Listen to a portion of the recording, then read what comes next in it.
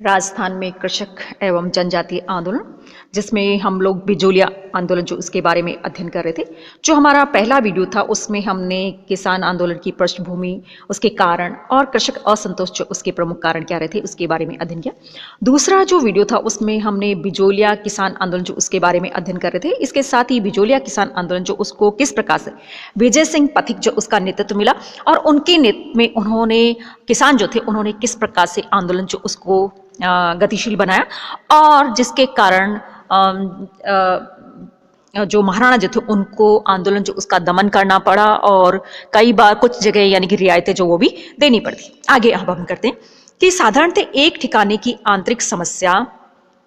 पर ब्रिटिश सरकार के हस्तक्षेप की संभावना कमी रहती है, लेकिन किसानों के अहिंसात्मक आंदोलन से ब्रिटिश सरकार चिन्हित हो उठी थी तथा एजीजी ने महाराणा को इस आंदोलन को समाप्त करने की सलाह दी। और महाराणा यदि किसानों पर लगी अन्यायपूर्ण लागतें और बेगार समाप्त कर देता तो जाहिर है आंदोलन भी समाप्त हो जाता, लेकिन महाराणा ऐसा करना ही नहीं चाहता था क्योंकि बिजोलिया के दमन चक्र दिनों दिन तेज होते गए, लेकिन किसानों के समर्पण करने से इनकार कर दिया। और रामनारायण चौधरी ने अपनी डायरी में लिखा कि बिजोलिया का प्रत्येक स्त्री और युवक और पुरुष राष्ट्रीय भावना से ओतप्रोत था और प्रत्येक स्थान पर वंदे मातरम की आवाजें सुनाई दे रही थी। 1921-22 में एजीजी ने मेवाड़ के कुछ ठिकानों पर का दौरा किया और एजीजी के साथ मेवाड़ का रेजिडेंट विल्किंसन भी था और 2 फरवरी 1922 को बेगू गए तथा 11 फरवरी 1922 को वे बिजोलिया पहुंचे और उनके प्रयत्नों से जागीरदार और किसानों के बीच समझौता हो गया। किसानों पर लगी अनेक लागतें समाप्त कर दी गई तथा लगान की मांग जो है उसको भी कम कर दिया और बेगू में भी लगान कम कर दिया तथा विभिन्न प्रकार की लागतें जो थी उनको कम या बहुत सी जगह समाप्त कर दिया। जागीरदार ने पहले फसल पकने से 1 महीने पूर्व लगान लेना आरंभ कर दिया, उसे अब फसल पकने के पश्चात लेना स्वीकार कर लिया और चित्तौड़ मुद्रा को अंग्रेजी सिक्कों में बदलने के लिए किसानों से जो बट्टा लिया जाता था वह भी बंद कर दिया। और 1922 ईस्वी में वंदे मातरम के नारों से के बीच बिजोलिया को बेगू के किसान आंदोलन समाप्त हो गए। बिजोलिया के किसानों ने कष्ट और अत्याचार सहन करने की अद्भुत क्षमता दिखाई दी और अमानवीय अत्याचारों के विरुद्ध अपने संगठन को बनाए रखा। जब महाराणा इस समस्या को हल नहीं कर सका तब एजीजी को हस्तक्षेप करना पड़ा और एजीजी द्वारा हस्तक्षेप करने का प्रमुख कारण यह था कि 1921 ईस्वी के उत्तरार्ध में असहयोग आंदोलन अपनी चरम सीमा पर था और अंग्रेजों को इस बात का भय था कि किसान आंदोलन कई भारत में चल रहे आंदोलन से न जुड़ा हो। ब्रिटिश सरकार की 1922 ईस्वी के समझौते की क्रियान्विति में कोई रुचि नहीं थी, वह तो केवल आंदोलन को फैलने से रोकना चाहती थी। और भारत में चल रहे असहयोग आंदोलन के समाप्त हो जाने के बाद एजीजी किसानों के साथ हुए समझौते के प्रति उदासीन हो गया और बिजोलिया का जागीरदार भी समझौते को लागू करना नहीं चाहता था, इसलिए उन्होंने समझौते का उल्लंघन करते हुए किसानों पर फिर से नई लागतें और नए टैक्स बढ़ा दिए। इसी बीच बेगू के किसान आंदोलन के सिलसिले में मेवाड़ सरकार ने पथिक जी को बंदी बनाकर उन्हें 3.5 वर्ष की कारावास की सजा दे दी और बिजोलिया के किसान एक तरह नेतृत्वहीन हो गए और 1923 से 26 ईस्वी के वर्ष किसानों के लिए अत्यंत कठिनाई के थे और इन वर्षों में वर्षा कम होने से फसलें भी खराब हो गई थी और किसानों की आर्थिक स्थिति भी बिगड़ चुकी थी। इसके बावजूद ठिकानों ने 1922 ईस्वी के समझौते की उपेक्षा करते हुए लगान और लाग बाग जो उनको वसूल करना आरंभ कर दिया और माणिक्यलाल वर्मा की सलाह पर किसानों ने जागीरदार और महाराणा को अनेक याचनाएं की, लेकिन मेवाड़ सरकार का महकमा खासतः पूर्णतः चुप्पी साधे हुए था और 1922 ईस्वी के समझौते में भूमि बंदोबस्त की आवश्यकता पर बल दिया गया।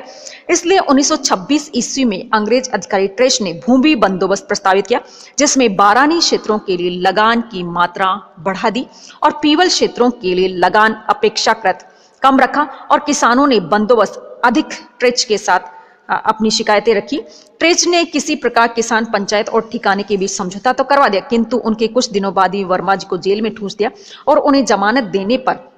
12 दिन बाद रिहा किया गया। मार्च 1927 ईस्वी में किसान पंचायत हुई जिसमें रामनारायण चौधरी और वर्मा जी दोनों थे और इस सभा में बारानी क्षेत्रों को छोड़ देने के प्रश्न पर विचार हुआ और इसी समय पथिक जी जेल से छूटे, किंतु उनके मेवाड़ राज्य के प्रवेश पर प्रतिबंध लगा दिया। इसलिए वे बिजोलिया की सीमा पर ग्वालियर राज्य के फुसरिया गांव में रहकर बिजोलिया किसान पंचायत का मार्गदर्शन करते रहे।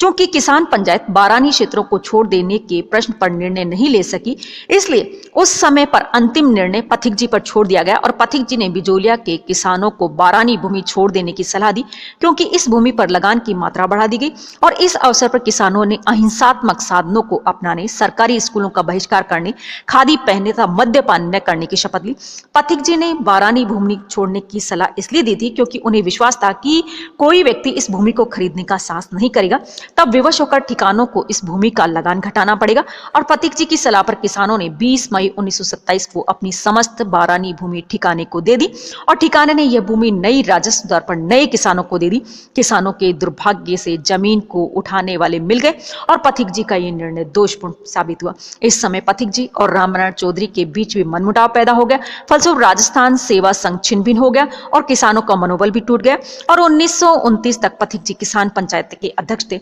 इसलिए गलत निर्णय के लिए नैतिक और वैधानिक उत्तरदायित्व भी पथिक जी का ही बनता था।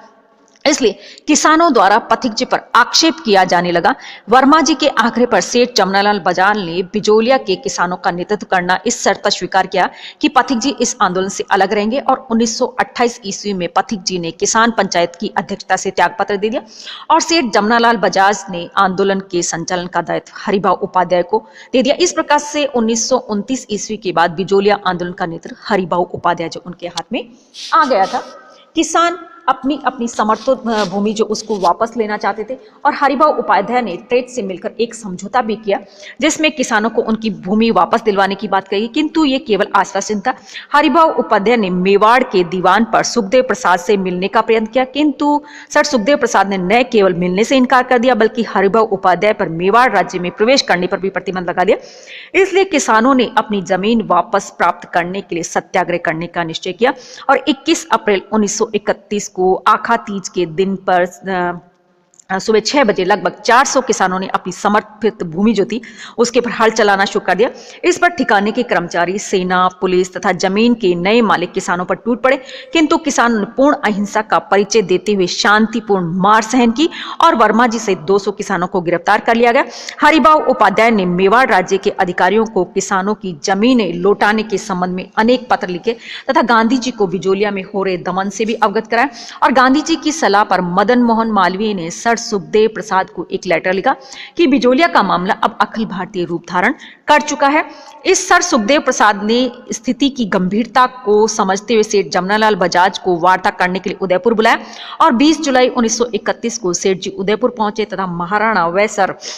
सुखदेव प्रसाद से बातचीत की। फलस्वरूप एक समझौता हुआ जिसके अनुसार सरकार ने आश्वासन दिया कि समर्पित जमीन धीरे धीरे पुराने जो किसान हैं उनको लौटा दी जाएगी और सत्याग्रह रिहा कर दिए जाएंगे और 1922 के समझौता का पूर्णतः पालन किया जाएगा। उसके बाद सत्याग्रही को तो रिहा कर दिया गया किंतु जमीनों की वापसी के लिए कोई भी कार्यवाही नहीं की। इस पर वर्मा जी किसान प्रतिनिधियों से को लेकर सुखदेव के पास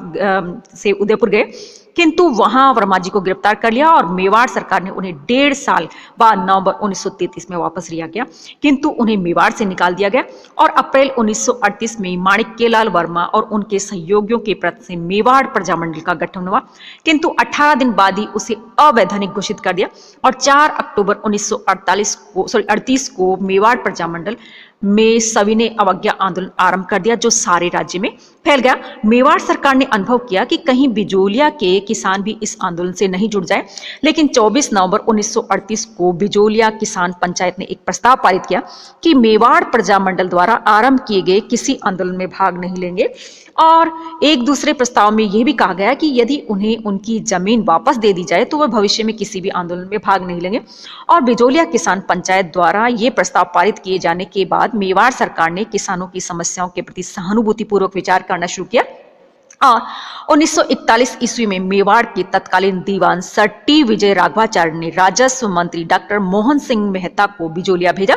जिन्होंने वर्मा जी व अन्य किसान नेताओं से बातचीत शुरू की और किसानों की समस्याओं का समाधान करवाया और किसानों को उनकी जमीन वापस दे दी गई। इस प्रकार से 1941 ईस्वी में बिजोलिया का किसान आंदोलन समाप्त हो गया था।